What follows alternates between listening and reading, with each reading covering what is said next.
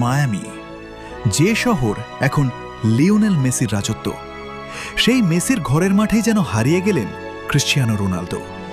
যে রোনালদো আগের ম্যাচে করেছিলেন জোড়া গোল, সেই রোনালদোকে এবার পুরো ম্যাচ জুড়ে প্রায় খুঁজেই পাওয়া গেল না। আর শেষ পর্যন্ত ভিএআরের সিদ্ধান্তই যেন হার থেকে বাঁচিয়ে দিল পর্তুগালকে। কলম্বিয়ার বিপক্ষে গোলশূন্য ড্র, কিন্তু স্কোর লাইন যতটা শান্ত, ম্যাচটা ছিল তার চেয়ে অনেক বেশি উত্তেজনাপূর্ণ। শুরু থেকেই আক্রমণের ঝড় তোলে কলম্বিয়া, একের পর এক সুযোগ তৈরি করে হামেস রদ্রিগেজের দল। অন্যদিকে পর্তুগাল আক্রমণে ছিল একেবারেই নিষ্প্রভ। পুরো ম্যাচে মাত্র ১৩টি শট নিতে পেরেছে তারা, লক্ষ্যে রাখতে পেরেছে মাত্র ২টি। অন্যদিকে কলম্বিয়া নিয়েছে ২৬টি শট, বল দখলেও ছিল এগিয়ে। এই ম্যাচে যদি একজন পর্তুগিজ ফুটবলার সবচেয়ে বেশি প্রশংসা পাওয়ার যোগ্য হন, তাহলে তিনি গোলরক্ষক দিয়েগো কোস্তা। একের পর এক দুর্দান্ত সেভ করে দলকে ম্যাচে টিকিয়ে রাখেন তিনি।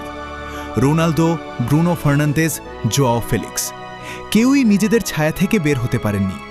বিশেষ করে রোনালদোকে পুরো ম্যাচে ছায়াসঙ্গীর মতো অনুসরণ করেছে কলম্বিয়ার ডিফেন্ডাররা। ফলে একটিও উল্লেখযোগ্য সুযোগ তৈরি করতে পারেননি পর্তুগিজ অধিনায়ক। তবে নাটকটা জমে শেষ মুহূর্তে। ইনজুরি টাইমে জালে বল জড়ান কলম্বিয়ার ডেভিনসন সানচেজ, কিন্তু ভিএআরের পর আসে অফসাইডের সিদ্ধান্ত।